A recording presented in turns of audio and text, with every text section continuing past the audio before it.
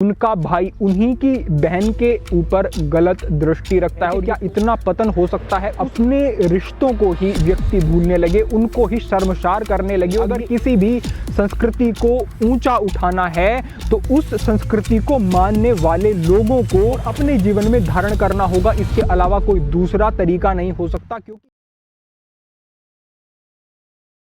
पाश्चात्य संस्कृति के प्रभाव में आकर व्यक्ति आज के समय में अपने सिद्धांतों, अपने नियमों को जरूरी नहीं समझ रहा है, उनका पालन नहीं कर रहा है और उसके कारण उसके जीवन में बहुत सारे विध्वंसकारी बदलाव आ रहे हैं।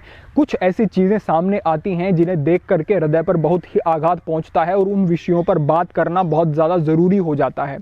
हम बात करते हैं ब्रह्मचर्य की, हम बात करते हैं सनातन संस्कृति के उत्थान की, लेकिन अगर हमारे जीवन में ही सकारात्मक बदलाव नहीं होंगे, हम अपने सिद्धांतों के प्रति सजग नहीं होंगे और इतनी बड़ी विकृति समाज में आनी शुरू हो जाएगी, तो हम सोच भी नहीं सकते कि किसी तरीके के बदलाव जीवन में आएंगे। हम ब्रह्मचर्य की अवधारणा को समझेंगे या फिर हम अपनी संस्कृति के लिए, अपने राष्ट्र के लिए कुछ बेहतर कर सकेंगे। मुझे एक कमेंट प्राप्त होता है कुछ ही समय पहले, जिसमें एक बंधु कहते हैं कि उनका भाई उन्हीं की बहन के ऊपर गलत दृष्टि रखता है। और ये सोचकर भी बड़ा बुरा लगता है, ये सोचकर भी बड़ी शर्म आती है कि क्या इतना पतन हो सकता है उस संस्कृति का जो कहती है कि मातृवत प्रदारेषु प्रद्रव्येषु लोष्टवत आत्मवत सर्वभूतेषु या पश्यति स पंडिता, जो कहती है कि जो माता के समान देखता है अपनी स्त्री के अलावा किसी दूसरी स्त्री को भी। और जहां पर इतना ज्यादा महत्व बताया गया है इन संबंधों का, इन नियमों का, इन कायदों का, वहां पर इतना पतन क्या हो सकता है कि अपने रिश्तों को ही व्यक्ति भूलने लगे, उनको ही शर्मसार करने। और ये एक बात नहीं है, ऐसी ही बहुत सारी घटनाएं हमारे सामने आई हैं जिन्हें देख करके बड़ा कष्ट होता है। आप समझ लें, अगर किसी भी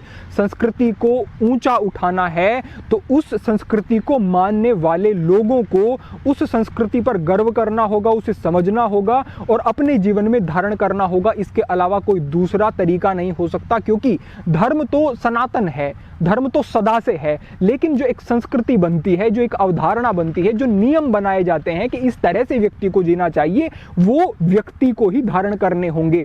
अगर व्यक्ति ही उसकी अवमानना करने लगेंगे तो संस्कृति का पतन होना निश्चित है।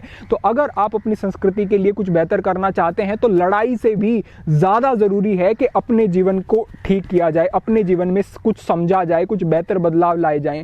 हाँ, जरूरी है कि सठे साठ्यम समाचरेत, कि जो व्यक्ति जैसा व्यवहार करता है उसके साथ वैसा व्यवहार करके कई बार हमें उग्र भी होना पड़ जाता है, कई बार हमें हर प्रकार से आतताइयों का, उन गलत व्यक्तियों का सामना भी करना पड़ता है। लेकिन अगर आप इस प्रकार से पतन को देखते हैं, इस प्रकार से अपने जीवन में सिद्धांतों का महत्व नहीं समझते हैं अगर कोई भी व्यक्ति, तो वो बड़ा ही घातक है। क्योंकि ये जो आप देख रहे हैं, ये बॉलीवुड में ऐसी चीजें, ये इतनी अश्लील फिल्में हैं, इनमें कोई किसी बात का उन्हें पता नहीं, कोई सिद्धांतों का, कोई नियम कायदे कानूनों का कोई बोध ही नहीं है। इसी वजह से वो छोटे छोटे प्रभाव हमारे मन पर पड़ते रहते हैं और व्यक्ति इतना ज्यादा मलिन हो जाता है कि वो संबंधों को भी तार तार कर देता है। और ऐसी घटनाएं भारतवर्ष में अगर घटित हो रही हैं तो ये बड़े ही शर्म का विषय है। मुझे याद आता है जब शिवाजी महाराज के सामने गौहर बानू को उनके कुछ सैनिक प्रस्तुत करते हैं और उनको कहते हैं कि ये आपके लिए एक पेशकश है, तो शिवाजी महाराज उन्हें कहते हैं कि क्या तुम्हारी मति भ्रष्ट हो गई है?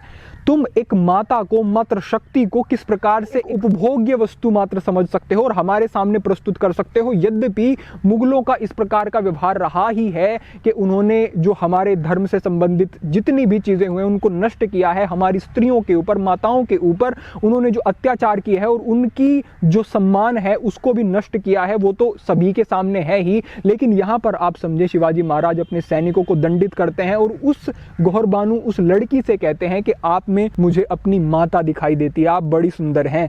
अगर मेरी माता भी इतनी सुंदर होती तो शायद मैं भी आज बहुत ज्यादा सुंदर होता, बहुत ज्यादा मेरे नाक नक्श आपकी तरह खूबसूरत होते। तो इस तरह से आप समझ सकते हैं कि एक वो व्यक्ति जो कि सनातन संस्कृति, अपने धर्म राष्ट्र के लिए तलवार उठाए हुए है, मात्र वो तलवार उठाए हुए नहीं है, वो उन सिद्धांतों को भी उठाए हुए है जिसके कारण वो कुछ एक बड़ा बदलाव लेकर के आया। अगर वो चरित्रवान नहीं होता तो कितनी भी वो लड़ाई कर ले, से वो एक सिद्धांत प्रतिपादित नहीं कर सकता था, वो एक आदर्श प्रतिस्थापित नहीं कर सकता था।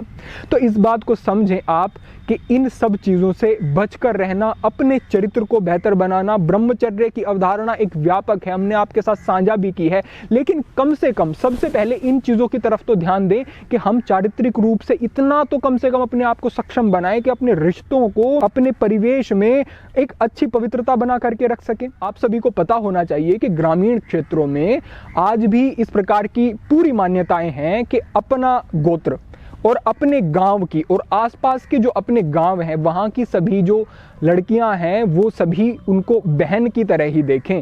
अपनी माता के गोत्र की जो लड़कियां हैं उनको भी वो बहन की तरह ही देखें, और यहाँ तक कि नानी और दादी के गोत्र का भी पहले ध्यान रखा जाता था। लेकिन कम से कम इतना तो ध्यान रखो कि अपने परिवार, अपना गोत्र, अपना कुटुंब, अपने ग्राम, आसपास का क्षेत्र, वहाँ तक तो शुद्धता रखो, उनको तो बहन मानो, उनका तो उस प्रकार से सम्मान करो।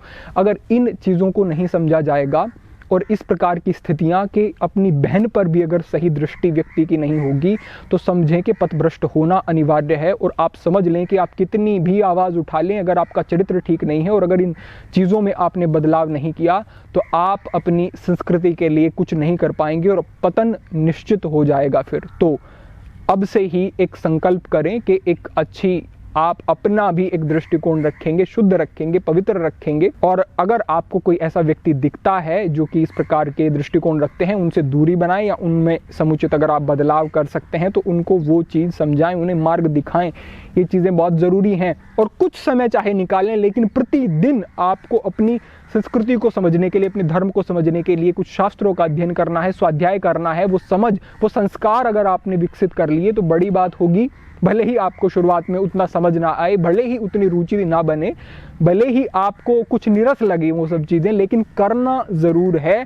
आप कर्म कांड को ही अगर जीवन में धारण करते हैं वो भी अच्छे हैं। शुरुआती समय में आप पूजा पाठ, आराधना, संध्या, ध्यान आदि करना शुरू करें। मन नहीं लगता है तो भी अच्छा है, क्योंकि अच्छे संस्कार तो कम से कम विकसित हो रहे हैं।